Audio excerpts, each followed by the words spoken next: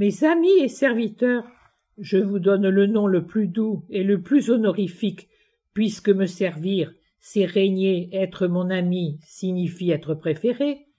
Je vous montre comment je traitais le disciple qui représentait le clergé qui louvoie entre Dieu et la terre.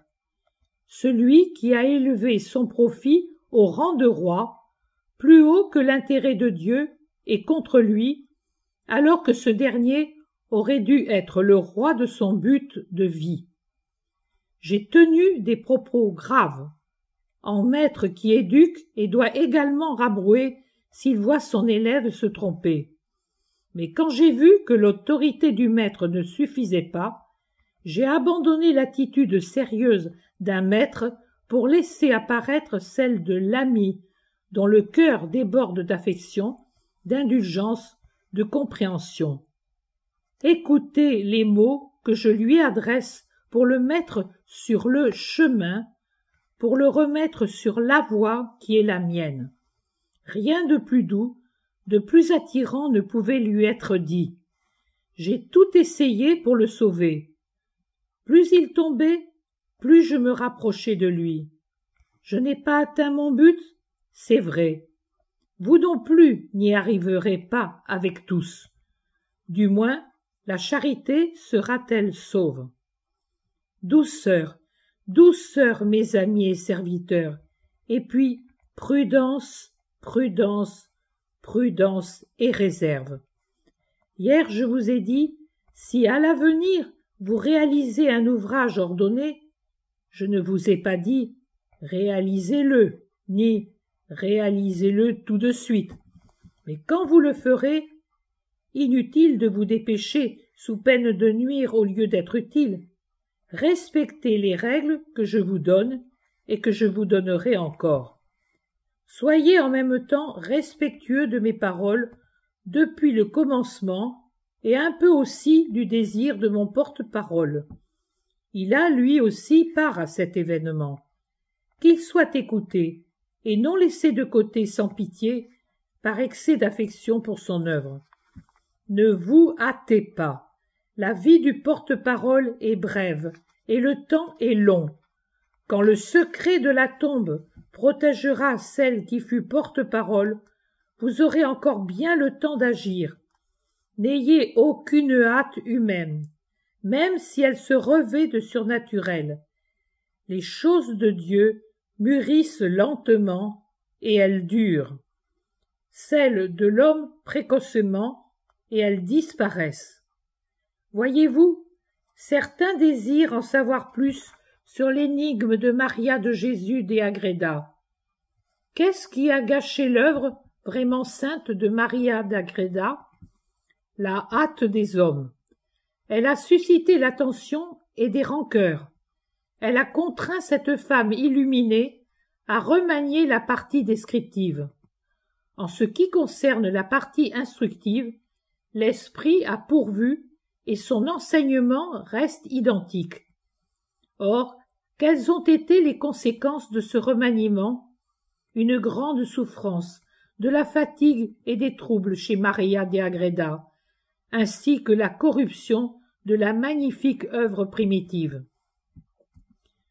Toute personne qui décrit, tout prophète, est esclave de son temps. Au moment où il écrit et où il voit, je parle de ceux qui écrivent de par la volonté de Dieu, il le fait en décrivant parfaitement, même à l'encontre de sa propre façon de voir, conforme à son époque. Il s'étonne, par exemple, de ne pas voir ceci ou cela, ou bien de remarquer des objets et des formes de vie différentes de celles de son temps, mais il les décrit telles qu'il les voit. S'il lui faut, en revanche, répéter toute une série de visions en ne les ayant plus sous les yeux, après un long intervalle de temps, il retombe sans cesse dans sa propre personnalité et dans les habitudes de son époque. Ceux qui viennent après s'effarent donc de certaines traces trop humaines dans la description d'un tableau d'origine divine. C'est ainsi que, dans sa partie descriptive, Maria de Agreda est tombé dans les fioritures de l'humanisme espagnol, faisant de la sainte pauvreté de vie de ma mère, de sa sublime création sur la terre et de son règne au ciel, un fatras d'éléments de la pompe rutilante de la cour des rois d'Espagne, à l'époque la plus pompeuse qu'elle ait jamais connue. Cette tendance d'Espagnol et d'Espagnol de son temps, ainsi que les suggestions d'autres personnes qui, en bon espagnol de cette époque, étaient portées à voir, à rêver, à penser, à transposer dans l'éternité et dans le surnaturel ce qui était temporel et humain, tout cela l'a poussé à entourer les descriptions de fioritures clinquantes qui nuisent à l'œuvre sans honorer Dieu. C'est une grande erreur que d'imposer certains remaniements. L'esprit humain, à la fois parfait et très imparfait, il ne peut rien répéter sans tomber dans l'erreur, et en particulier un travail de ce genre et de cette ampleur. Ces erreurs sont certes involontaires, mais elles gâchent ce qui était parfait parce qu'illuminé par Dieu. Pourquoi est-ce que je n'éclaire pas l'instrument une nouvelle fois? Je le ferai bien pour lui, mais les incrédules méritent une punition. Je ne suis pas le serviteur de l'homme, mais l'homme est le mien. Dieu vient, s'arrête, agit et passe. Lorsque l'homme dit « je ne veux pas » et détruit l'œuvre de Dieu, ou bien lorsque, sceptique et incrédule, il dit « je n'y crois pas » et exige des preuves imprudentes, Dieu ne revient pas toujours. Et qui est victime? Dieu? Non. L'homme. Il y a longtemps que je voulais parler de Maria de Agreda parce que certains le désiraient et que je me plie au juste désir. Mais j'ai réservé ce sujet pour ce moment précis parce que c'était utile. Je sais attendre l'instant propice. Apprenez-le de moi. Je vous ai aussi livré les pages sur la sainte enfance et adolescence de ma mère. Vous allez dire, alors pourquoi nous les as-tu données? Mais pourrais-je les faire écrire par mon porte-parole lorsqu'elle sera morte?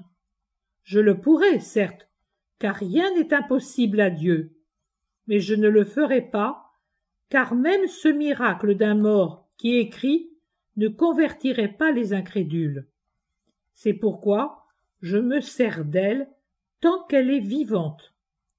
Mais vous, n'ayez aucune hâte, soyez patient et attentif, prudent et doux. Je vous le dis encore une fois, si je vous permets, à vous qui êtes les plus proches, de puiser à pleine main pour les besoins de votre ministère et pour l'élévation des foules terrassées par la vie actuelle, vous ne devez cependant jamais oublier que ce ne sont pas seulement vos intérêts qui sont en jeu ici, mais ceux de Dieu, qui veut resplendir dans sa créature avec sa puissance et sa sagesse.